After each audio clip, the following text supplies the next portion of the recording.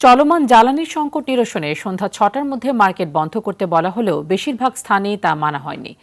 প্রথম দিন হয় অনেকেই বিষয়টি জানতেন না, আবার যারাও জেনেছেন তাদের মধ্যেও মানতে ছিল অনীহা। ব্যবসায়ীদের পক্ষ থেকে সময় পরিবর্তনের দাবি জানানো হয়েছে।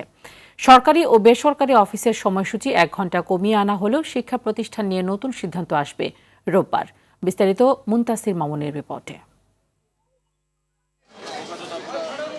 মধ্যপ্রাচ্যের যুদ্ধের প্রভাবে সৃষ্ট জ্বালানি সংকট মোকাবেলায় সন্ধ্যা ৬টার মধ্যে দেশের সব মার্কেট বন্ধের সিদ্ধান্ত দেয় সরকার। শুক্রবার ছুটির দিনে তা বেশ ঢিলেঢালাভাবে পালন করে ব্যবসায়ীরা। নির্ধারিত সময়ের অনেক পরেও বিভিন্ন মার্কেটের দোকানপাট খোলা রাখতে দেখা যায়।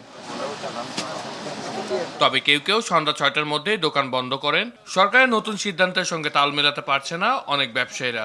তারা সরকারকে দোকান খোলার সময় পরিবর্তনের দাবি জানান। বর্তমানে জ্বালানি যে পরিস্থিতি তার উপরে ডিপেন্ড করে সরকার সিদ্ধান্ত নিচ্ছে, কিন্তু আমাদের ব্যবসায়ীর দিকটাও চিন্তা করতে হবে। সকালে কোনো কাস্টমার তেমন হয় না, আমাদের বিকালের পরে কাস্টমার আসে। ৬টা বাজে বন্ধ করলে আমাদের ব্যবসায়ীদের জন্য ক্ষতি। ক্রেতারা বলছেন অফিস শেষেই সন্ধ্যার পরে তাদের কেনাকাটার সুযোগ হয়। আমাদের কাজ কাম শেষ করে তো আমরা ফ্রি টাইমটাই আমরা 6টার দিকে বা এই আরও রাত্রেই আসি যে মার্কেটিং করতে। তো এই টাইমটা যদি বন্ধ হয়ে যায় তাহলে ব্যবসায়ীদের জন্য ক্ষতি হবে, আমাদের জন্য ক্ষতি হবে। ব্যবসা এবং আমাদের সন্তুষ্টি দুইটারই কম্বিনেশনের জন্য এটা বিবেচনা করা যেতে পারে। সময় পরিবর্তনের দাবি জানান দোকান মালিক সমিতির সভাপতি। কাস্টমার জমেই সন্ধ্যার পর থেকে, যদি আপনারা এটা সময় ভিত্তিক করতেছেন, সরকার যেটা সিদ্ধান্ত নিতেছে সেইখান থেকে যদি আমাদেরকে লাঞ্চের পর থেকে খোলা দিয়ে যদি রাত 9টা 10টা পর্যন্ত করা যায়। চলমান যুদ্ধ পরিস্থিতিতে জ্বালানি সংকট মোকাবেলায় বৃহস্পতিবার রাতে মন্ত্রিসভা বৈঠকে সরকারি ও বেসরকারি অফিস চলবে সকাল 9টা থেকে বিকাল 4টা। ব্যাংক ও আর্থিক প্রতিষ্ঠানের লেনদেন চলবে সকাল 9টা থেকে বিকেল 3টে পর্যন্ত।